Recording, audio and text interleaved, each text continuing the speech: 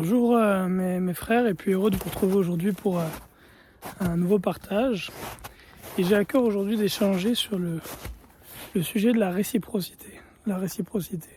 Puis je vais expliquer exactement de quoi il s'agit par la grâce de Dieu. Père éternel, ta bonté, ton amour, faire en sorte que ce partage soit édifiant pour tous, au nom de Jésus. Amen. Mon épouse a un compte Instagram sur lequel elle s'efforce de faire ce que dit l'Écriture dans le livre de Tite, d'enseigner aux jeunes femmes, aux jeunes mères à aimer leur mari, à prendre soin de leur foyer, à être soumises, bonnes, réservées, chastes. Et donc elle partage des témoignages de notre vie de famille et puis des choses que le Seigneur lui a enseignées pour en encourager d'autres à suivre ce chemin d'être mère au foyer, de prendre soin de leur maison et de servir fidèlement le Seigneur Jésus. Et puis à travers tout ça, elle aime aussi des fois faire des vidéos que je juge sans grand intérêt, qui sont pas mauvaises en soi, mais des vidéos qui sont pas forcément des plus pertinentes, mettons, comme par exemple, je sais pas, les concours qu'un époux et une épouse vont faire ensemble, où ils donnent des lettres de l'alphabet, puis chacun doit sortir un verset par rapport à ces lettres, etc. Puis pour moi, ça c'est un peu comme des vanités, fait qu'elle me demande de faire ça avec elle, et le plus souvent je dis non. Et dernièrement, pendant que j'étais sorti justement pour méditer et prier, cette notion de réciprocité dans cet aspect-là de ma vie m'est venue à l'esprit, à savoir que ça m'arrive régulièrement de demander au Seigneur des choses qui ne sont pas forcément importantes pour l'avancement du royaume, des choses qui sont plutôt vaines même, qui ne sont pas forcément mauvaises, mais des vanités. Ça peut être par exemple que si on me donne une bonne journée de pêche, ou que le Seigneur me permette de pouvoir faire une bonne chasse ou de partir en vacances, toutes des choses qui ne sont pas forcément utiles à l'avancement du royaume, mais que je me plais à demander à Dieu et que j'aime quand il me répond positivement. Et en fait, ce que je comprenais dans ce temps de méditation, c'était un petit peu, j'avais le sentiment, l'impression que le Seigneur me disait, si moi je ne sais pas donner à mon épouse et à mes enfants des choses qui sont peut-être vaines, mais qui leur font plaisir, pourquoi est-ce que lui, qui est mon père, me donnerait les choses vaines, mais qui me font plaisir? Et c'est un petit peu là-dessus que je veux partager. Dans le fond, j'ai pris un exemple qui est un peu anodin, mais la réciprocité est vraiment au cœur de la pensée de Dieu lorsqu'on lit les Écritures, et de la façon dont il régit l'univers et la société qu'il a fondée autour de nous.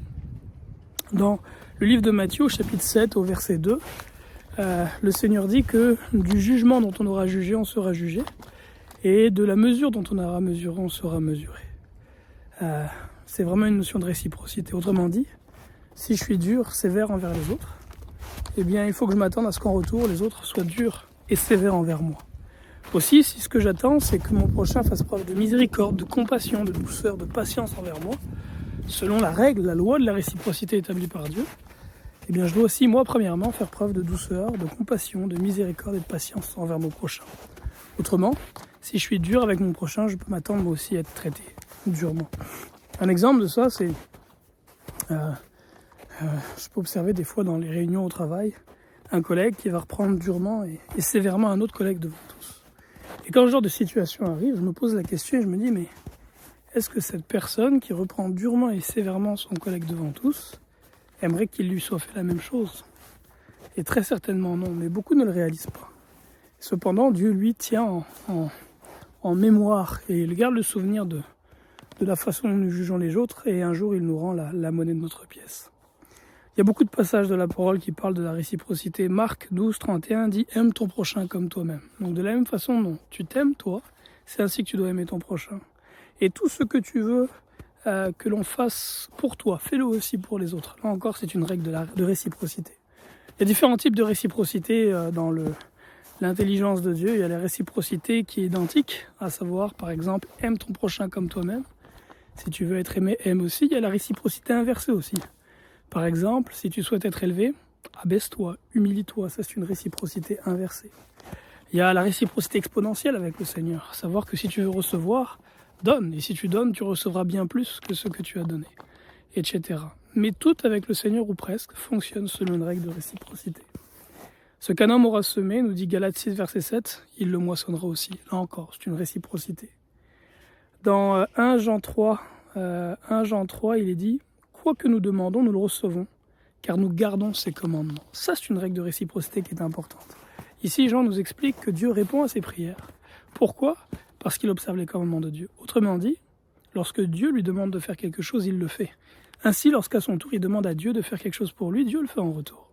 Maintenant, si le Seigneur me donne des commandements clairs, révélés par sa parole, et d'autres qui sont peut-être plus personnels, et que je néglige d'y obéir, pourquoi est-ce que lui prendrait le temps de répondre favorablement à mes prières ? Évidemment, ça ne fait pas de sens.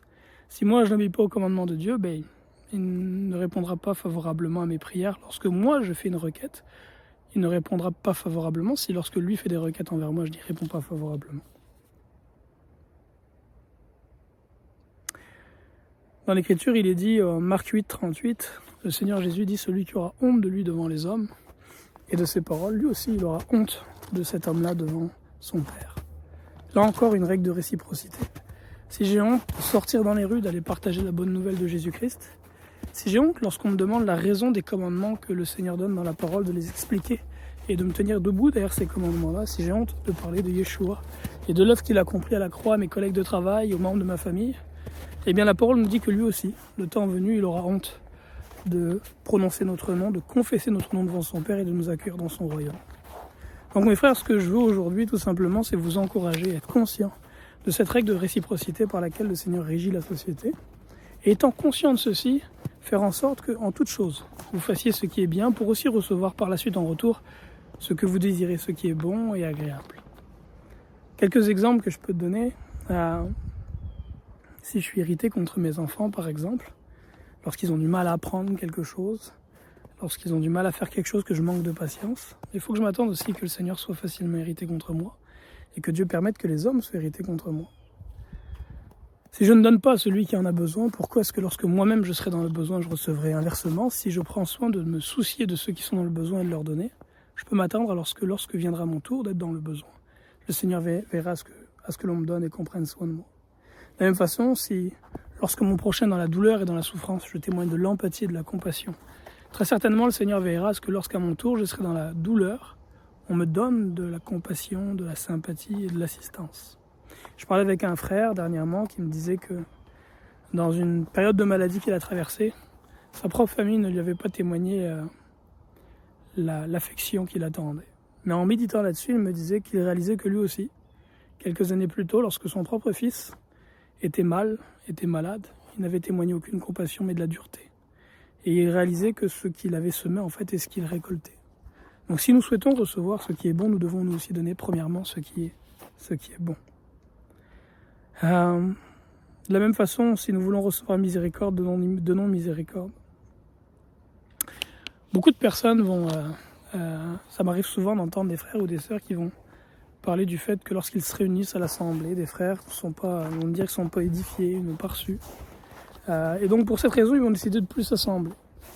Et souvent mon raisonnement c'est le suivant, mais lorsque tu t'assembles, tu t'attends à recevoir, mais est-ce que toi tu prends le temps, lorsque tu vas à l'assemblée, de chercher la face de Dieu, afin qu'il te donne une parole, une révélation, un cantique, un psaume, quelque chose qui pourra encourager ton frère, ta sœur qui est présent, et qui sera une nourriture pour les autres. Est-ce que toi qui veux recevoir lorsque tu te réunis, tu te prépares spirituellement dans la présence de Dieu pour donner lorsque tu te réunis?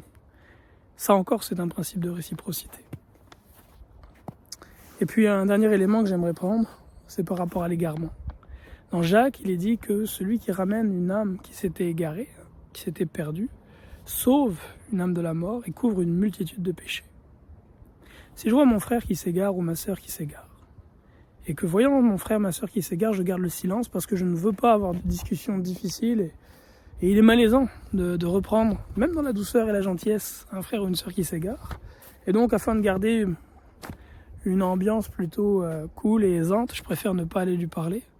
Et moi aussi, quand viendra le temps où je m'égare, personne ne viendra me parler et me ramener dans le droit chemin. Inversement, si un bien-aimé s'égare et que par compassion, par amour, je choisis d'aller lui parler et d'avoir une discussion qui est difficile, qui n'est pas aisante, mais parce que je l'aime et je veux que son âme soit sauvée, bien Dieu veillera aussi à ce que lorsque ce sera mon tour de m'égarer, parce que tous s'égarent à un moment ou à un autre, Dieu veillera aussi à ce que lorsque ce sera mon tour de m'égarer, un frère, une sœur ait à cœur de venir me voir, de me parler, de me dire hey, mon frère, cet aspect-là qu'il y a présentement dans ta vie, fais attention, reviens à Dieu par rapport à ça.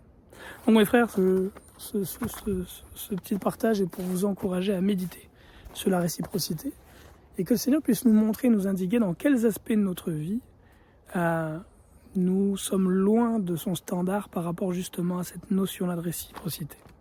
Là-dessus, que Dieu vous bénisse abondamment, Yeshua, que la paix de Dieu soit avec vous.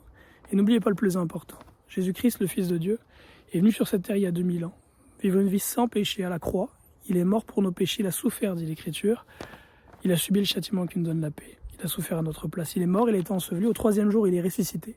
Et le commandement simple qu'il a donné par la bouche de Pierre, dans Acte 2:38, c'est repentez-vous, autrement dit, détournez-vous de vos péchés, que chacun de vous soit baptisé au nom de Jésus-Christ, donc immergé dans l'eau au nom de Yeshua pour le pardon de vos péchés, et vous recevrez le don de l'Esprit Saint. Et lorsque l'Esprit Saint est déversé, lorsque je suis scellé du Saint-Esprit, la même chose qui est arrivée aux apôtres le jour de la Pentecôte, à Corneille et sa maison quand Pierre est venu leur prêcher la bonne nouvelle, ou encore aux disciples d'Apollos lorsque l'apôtre Paul dans Acte 19 les rencontre, la même chose se produira, tu te mettras à parler en langue et à glorifier Dieu. Là-dessus, soyez bénis abondamment en Jésus-Christ. Bye bye.